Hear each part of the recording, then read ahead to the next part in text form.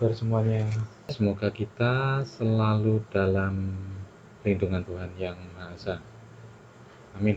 Pertemuan pada hari ini ya, kita akan membahas tentang dokumen, sebuah dokumen perjanjian jual beli pada bisnis konstruksi dan properti. Kita awali dengan surat perjanjiannya dulu.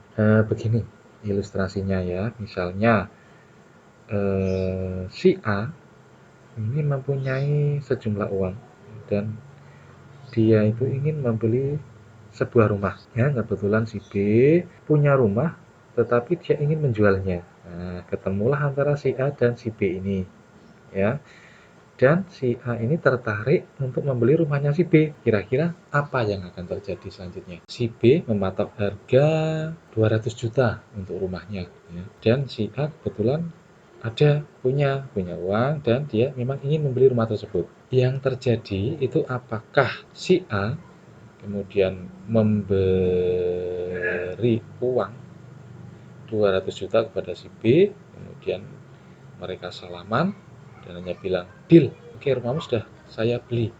Begitu kira-kira si A bilang. Si B-nya bilang, oke ya, deal ya. Apakah seperti itu kejadiannya? Ya, tentu tidak, karena nilai transaksinya begitu besar ya, 200 juta. Wow. Nah, diperlukanlah sebuah surat untuk mengikat antara si A dan si B ini. Ya, apa itu suratnya? Yaitu surat perjanjian jual beli.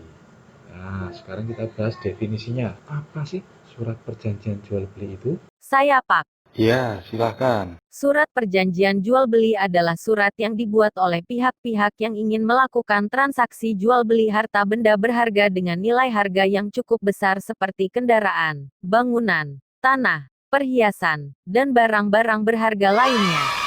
Ya, kalau misalnya hanya pergi ke pasar hanya membeli lombok 1 kilo begitu, apakah ada surat perjanjiannya? Ya, tentu tidak ada ya, karena nilainya yang besar saja yang memakai surat perjanjian jual beli tersebut.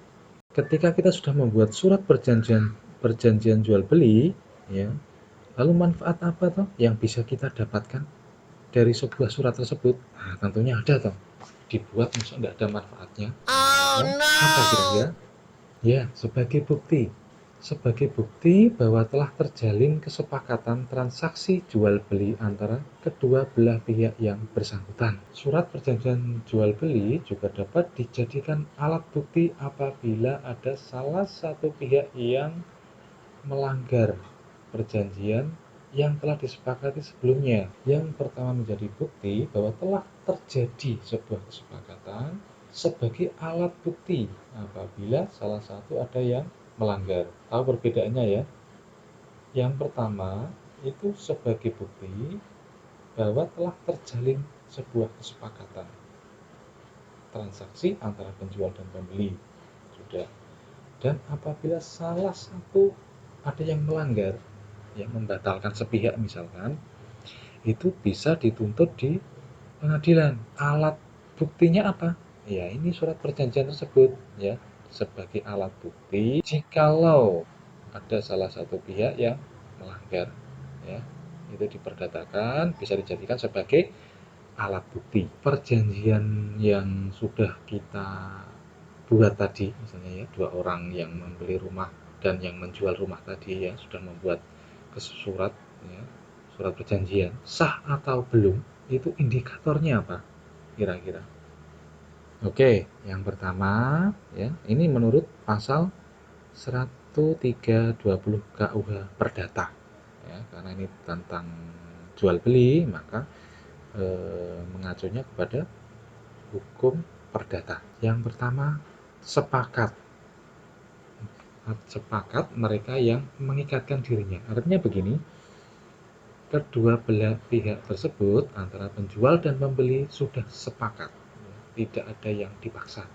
Kecakapan untuk membuat suatu perikatan, artinya begini, antara pihak penjual dan pembeli itu sudah berusia dewasa ya, jadi mereka dipandang cakap, dipandang mampu untuk membuat suatu perjanjian. Dewasa itu yang seperti apa? Berusia minimal 21 tahun atau kurang dari 21 tahun tetapi sudah menikah. Anda baru 18 tahun tapi sudah menikah, sudah mempunyai istri atau sudah mempunyai suami. Nah, itu boleh melakukan kesepakatan untuk membuat surat perjanjian.